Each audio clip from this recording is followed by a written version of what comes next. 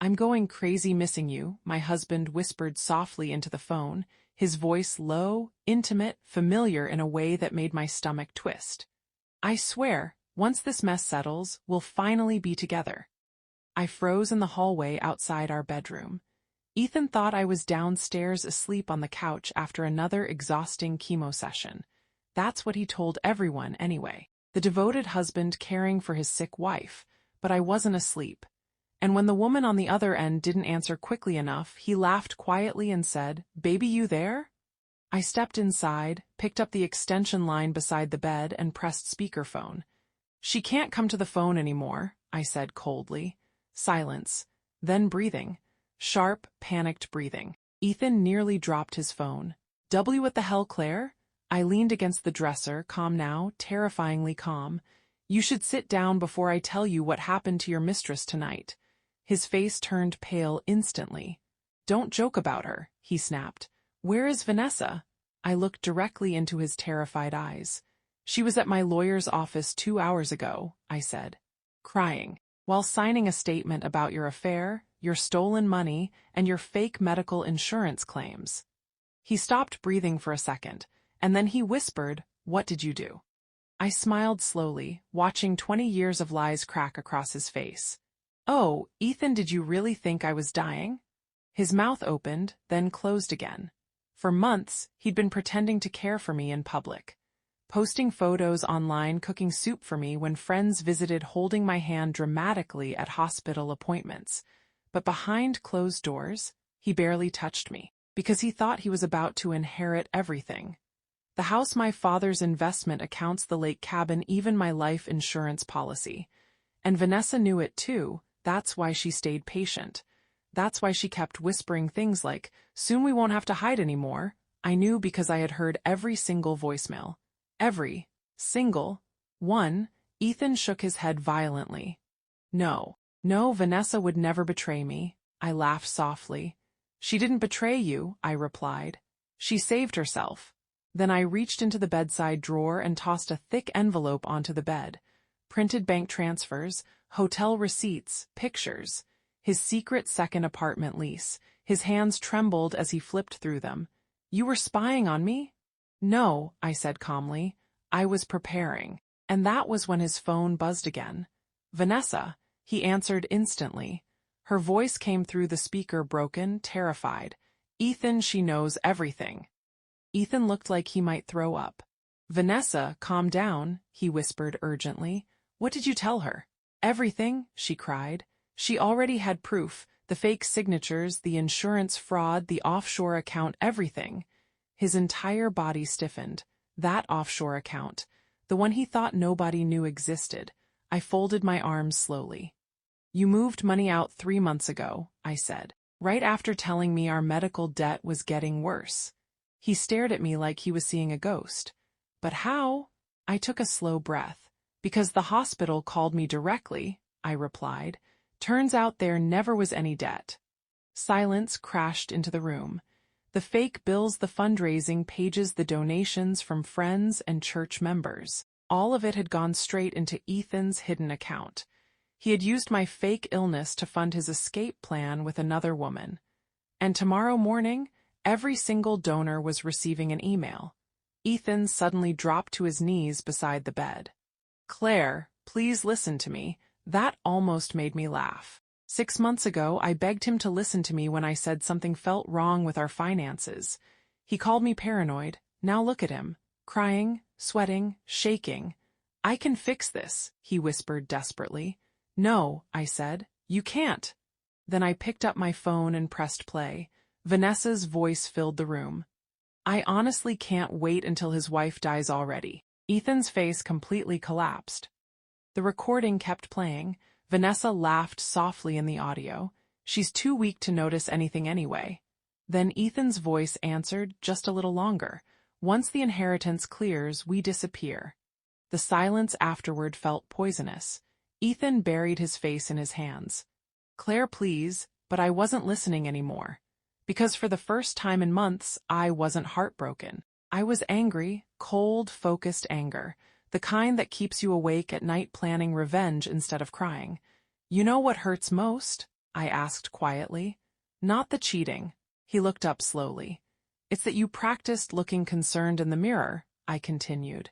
You wanted people to admire you while you destroyed me behind my back. He shook his head desperately. I made mistakes. Mistakes, I snapped. You told people I was dying while shopping for vacation homes with your girlfriend? His face drained again.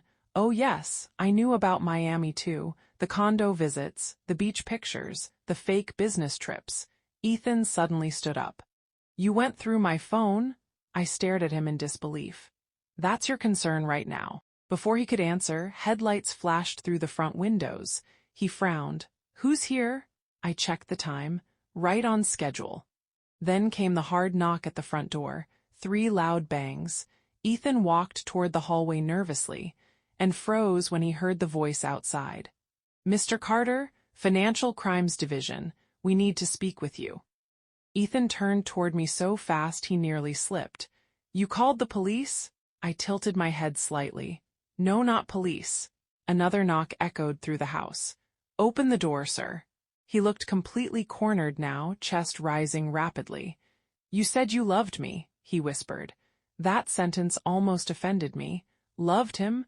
I had spent 20 years building a life with that man. I supported him when his business failed, worked double shifts when he got laid off, sat beside hospital beds when his father got sick. And while I was doing all that, he was planning his future with someone else. I did love you, I answered quietly. That's why this hurts so much. His eyes watered instantly, but it was too late for tears. The front door opened downstairs after another knock. My brother Daniel had let them in. Smart move, because Ethan looked seconds away from running. Footsteps moved up the stairs calmly, professionally. Then 2 investigators appeared at the bedroom door. One woman held a folder thick enough to destroy a life. Mr. Carter, she said evenly, we have evidence regarding fraudulent medical fundraising activity tied to your accounts. Ethan pointed at me wildly. She's lying, she's manipulating everything. The investigator barely looked at him. Sir, she replied calmly, your mistress already provided a full statement tonight. That was the exact moment he realized Vanessa had chosen herself over him. And honestly, watching betrayal hit a cheater is almost poetic. Ethan kept repeating the same sentence over and over. She promised she loved me. The investigator actually looked uncomfortable hearing it. I didn't, because I remembered every lie he fed me while secretly texting another woman in our bathroom at night. One investigator began reading transaction records aloud. Vacation bookings, hidden transfers, fraudulent donations, even jewelry purchases Ethan claimed were hospital expenses. The deeper they went, the whiter his face became. Then came the final blow. Sir, the woman said carefully, there's also concern regarding attempted inheritance acceleration. Ethan froze completely. I watched panic explode in his eyes, because now he understood. They knew about the forged documents too. 3 weeks earlier, he tried altering paperwork connected to my father's estate. Vanessa helped him find some shady online notary service. Unfortunately for them, my father used to be a corporate attorney, and before he passed away, he taught me something valuable: always verify signatures. I never wanted to hurt you, Ethan whispered toward me.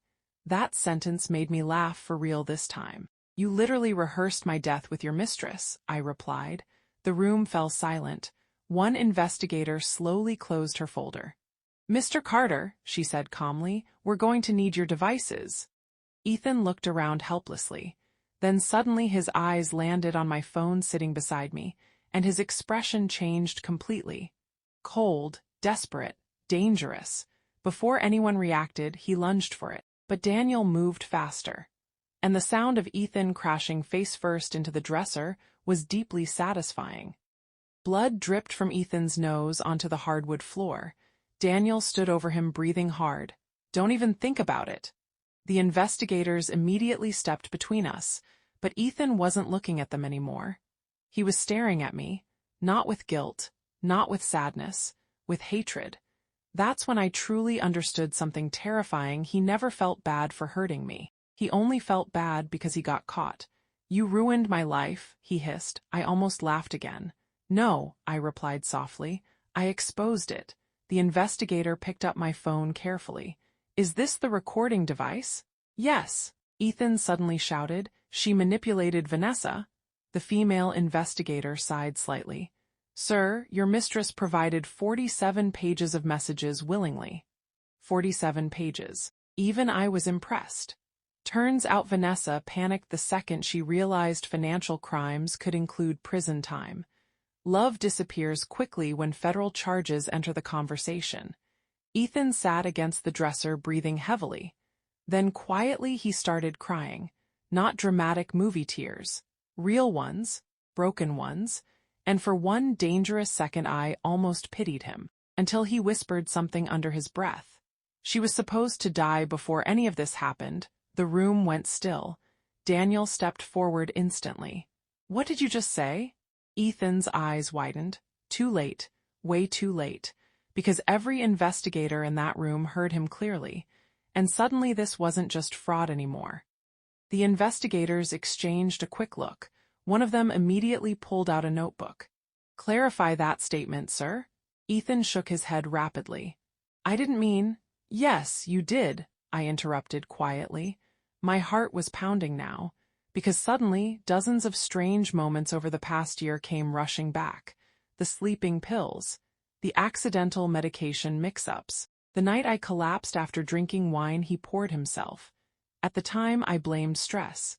Now, I wasn't so sure. The investigator looked toward me carefully. Mrs. Carter, did you ever feel unsafe?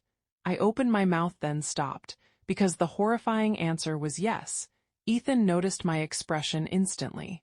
Claire, don't do this, he whispered desperately, but he already had, to himself. The investigators requested medical records immediately. Daniel called our family doctor downstairs, and Ethan, he looked like a trapped animal now, sweating, shaking, cornered. Then his phone buzzed again. Vanessa. One investigator answered this time. Her voice came through trembling violently. He told me if she died naturally, nobody would question anything, she whispered. I swear I didn't think he meant. Ethan screamed. Stop talking. But it was over, completely over, because now even the investigators looked disturbed. And for the first time that night, I genuinely felt afraid of the man I married. Around 3 a.m., they finally escorted Ethan downstairs. Handcuffs, wrinkled clothes, blood still dried beneath his nose. He looked nothing like the charming husband everyone admired online. Neighbors peeked through curtains as investigators guided him outside, and before stepping through the front door, he turned toward me one last time. After everything I gave you, he whispered bitterly. That sentence settled something inside me permanently, because even now he still thought he was the victim. I walked closer slowly. You gave me trauma, I answered. You gave me humiliation, and you almost gave me a funeral. His expression cracked completely. Then the front door closed behind him. Silence filled the house. Heavy, exhausted silence. Daniel wrapped a blanket around my shoulders carefully. You okay? I looked around the empty living room. The staged sympathy flowers, the fake hospital paperwork, the framed photos of a marriage that apparently died long before tonight. Then I laughed softly through tears. You know the craziest part? I whispered. What? I really thought I wasn't enough. Daniel's face fell instantly. Because betrayal does that. It makes innocent people question their worth instead of the liar's character. But tonight changed something. I wasn't weak. I wasn't dying. And I definitely wasn't crazy. I was the woman who answered the phone. 3 months later, Ethan officially accepted a plea deal. Fraud charges, forgery, financial crimes, and an ongoing investigation connected to attempted harm. Vanessa disappeared completely after testifying. Last I heard, she moved across the country and changed her number twice. Honestly, good luck to whoever trusts her next. As for me, the donations Ethan stole were recovered through asset seizures. Every person who helped support my treatment got their money back with a handwritten apology from me. Not him, me, because cleaning up his destruction somehow became my responsibility too. Typical, but something unexpected happened after the story spread online. Women started messaging me, hundreds of them, sharing stories about lies they ignored, instincts they buried, husbands who smiled publicly while betraying them privately. And every single message reminded me of one thing: intuition is terrifyingly powerful. That tiny voice inside you, listen to it. Because the night Ethan whispered, "I'm going crazy missing you," he thought he was speaking to his mistress. Instead, he accidentally confessed everything to the woman he underestimated most. And that mistake destroyed his entire life.